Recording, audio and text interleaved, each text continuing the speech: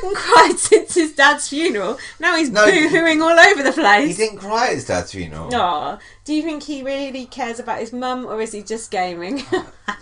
That's sick, man. I'm joking. He must care about his mum. I'm joking. He's only doing that show to keep his mum in care home or whatever. Oh. And fuck's sake, look at what he's had to go through. He sacrificed his whole future career just for her care home fees. I hope they're paying him good. John, those care homes are expensive. You know they're about £1,000 a week. John, you will never work again.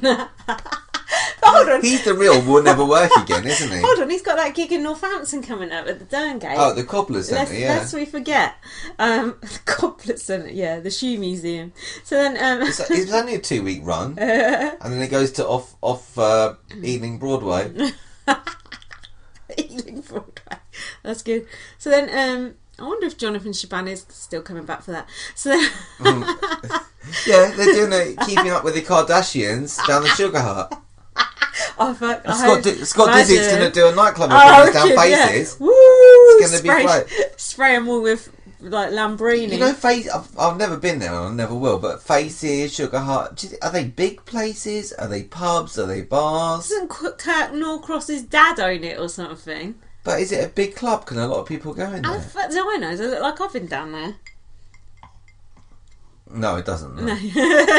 So then, hold on. Oh, Steph's dad rang up. Oh, right. Now, he's very proud of her. He said, concentrate on your journey. Strong words. He didn't say he was proud of her. She said, are you proud of me, Dad? Are you proud of me? He's like, yeah, I'm proud of you, but keep your dignity. And then immediately she got into bed with Jeremy and indulged in a big old finger banging session. So. Apparently so. Well, but I thought her dad was dead nice. Yeah, it was all right. He spoke to her so nice on the phone. I just thought, it'd be so nice to have someone ring up and say that to you. She's like, have you spoke to Sam? I'm like, no, we've not heard from him for a while. Well, we have, because we look at his Twitter page. Yeah, so. he's like advertising every fucking thing. So then, and then Daniela's out in the garden going, well, of course her dad has to be proud of her. Fuck off. Was your dad proud of you? Go fuck yourself. Yeah. Yeah, and Daniela said Scotty hasn't had a phone call, but he did. He had a phone call off someone from the jungle. Yeah, Vicky Pattinson. Some people got 2 phone calls. John got 2 phone calls too. He did, yeah. Favouritism.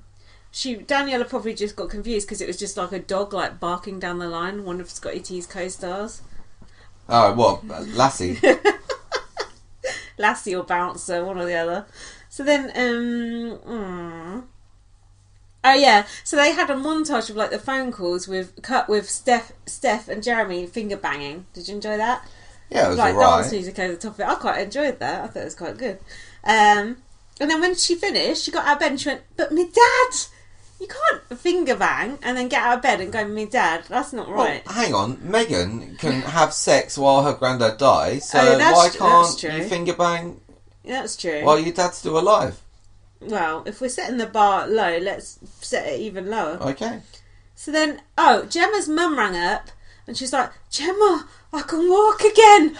And Gemma's like, "Right, organise me a fucking party." And then hung up on her. She said just got out of her wheelchair. Yeah. Come on. Now she's off down to fucking the party shop to get Gemma some fucking... She'll probably have a relapse on the way down then. Hold on. But speaking of alumni leg problems, Eamon Holmes. Yeah. Oh, he had his hip replaced. He's having a double hip replacement. I didn't think he was that old. Eamon Holmes hasn't even been in the show, so how can he be No, alumni? but he's been on Bots, he's been in the house with James Jordan a couple of times. Yeah. So then just before Jeremy went, it was the final hours of the Aquafresh deal being played out. He wiggled his willy at Steph and she said, "Oh my God, that's a big one." She said to him, "Do you like getting your balls licked?" Right. Reasonable question, I think.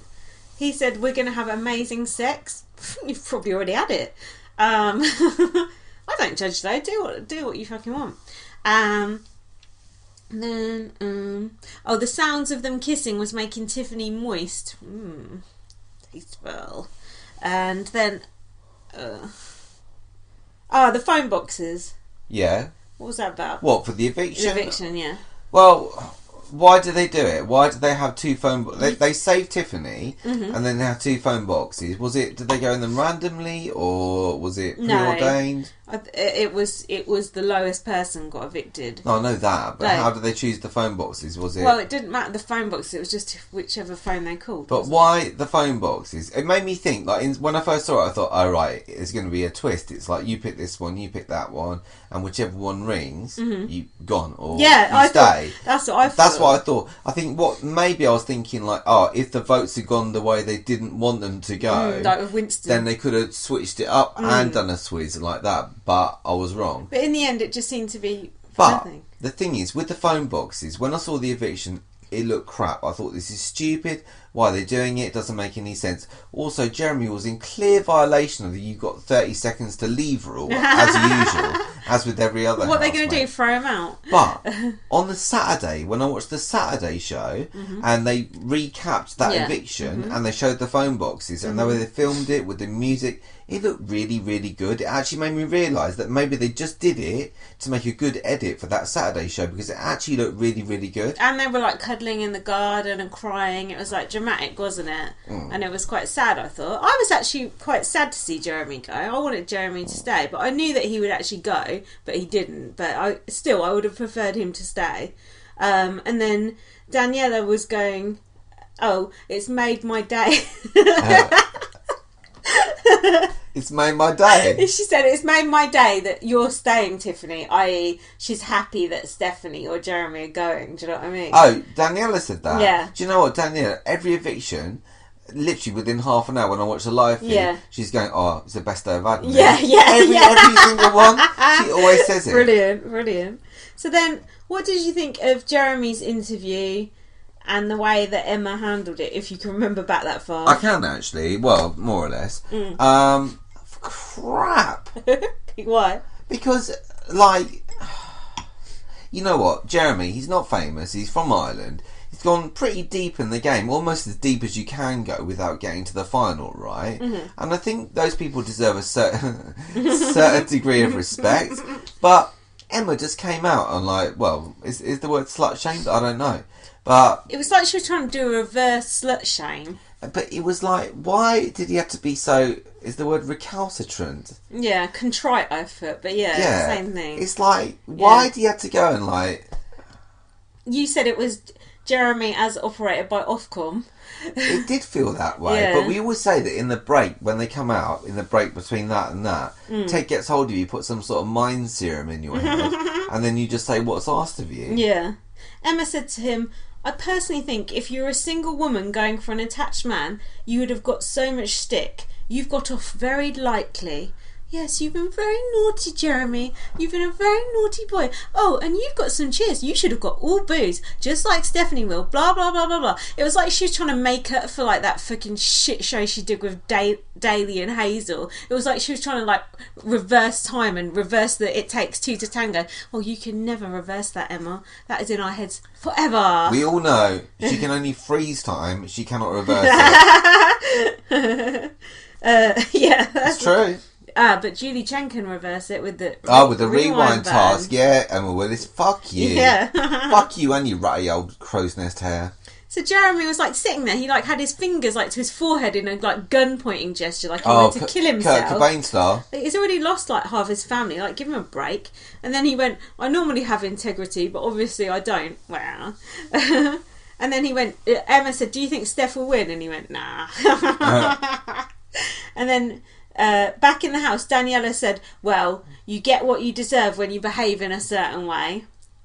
Yeah, just like your old friend GC. And she was literally smiling. I just thought, yeah, fuck you.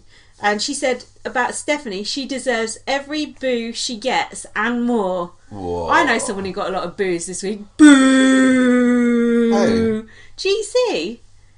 I've never heard so many boos. Now, who said that? The Mankini? Mario Falcone. Oh, Mario Falcone? Yeah. What? He was on bots. He was on bots and he was like there supporting her. He said, "I've never heard anyone get booed that bad." Mario Falcone Never forget. What, the double eviction with Janice Battersby? Never forget the whole thing. He was umbrella. Crap. Oh, he was a proper sexist pig as well.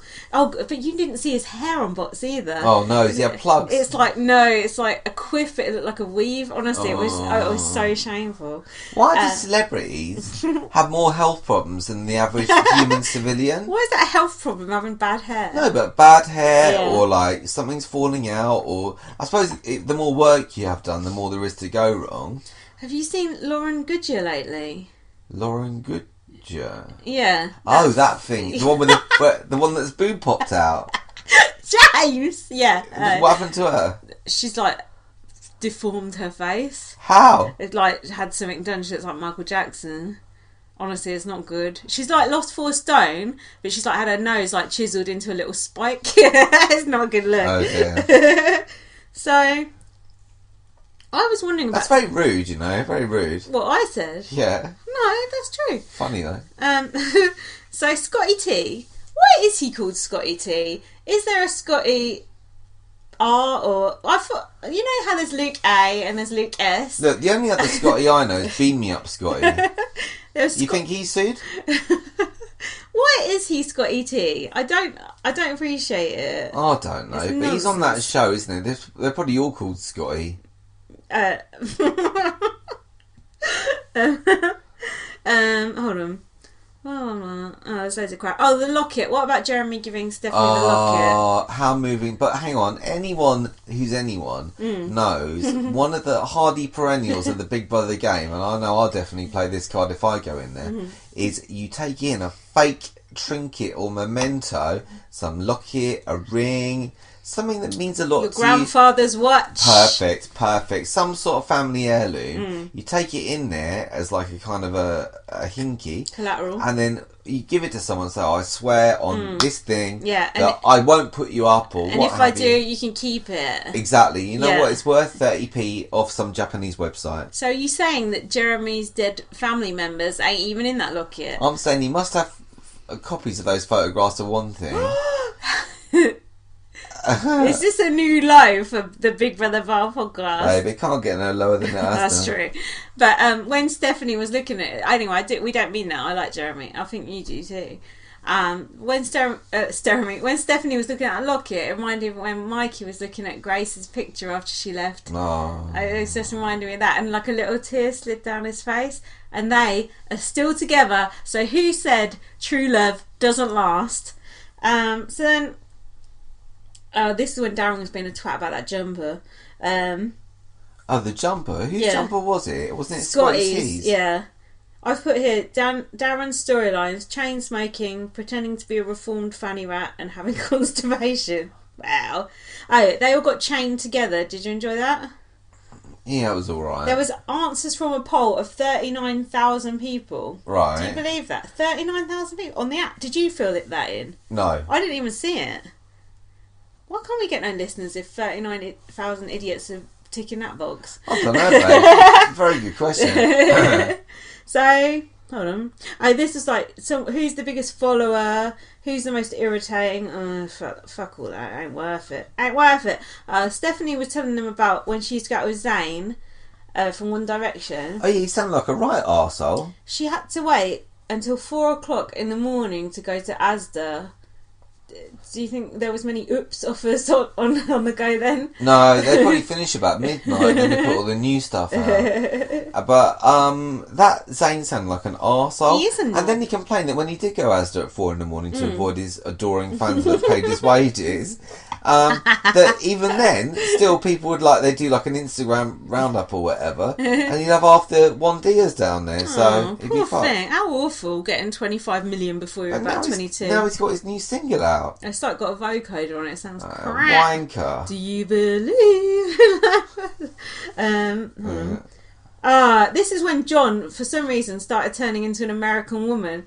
Do you like this? Hey girl, you gotta like a girl. My favourite bit was when he went in the diary room about Tiffany when she got saved and she went, she is slay, click, ing, click. That was like the most amazing thing ever. What do you think about John's turn from a white gay man into a black American woman. Look, I like John no matter what. I know it's not. I know it's a minority viewpoint. It is, but hugely. I like him. Do you know who I think John is like? Marmite. He's like Creepy Chris. No. Yeah, he is. Hardly, most people hate him, and he is sanctimonious. He's a wooden spoon. He is like so patronising. He's in the middle of everything, telling everyone what to do. He's so annoying. But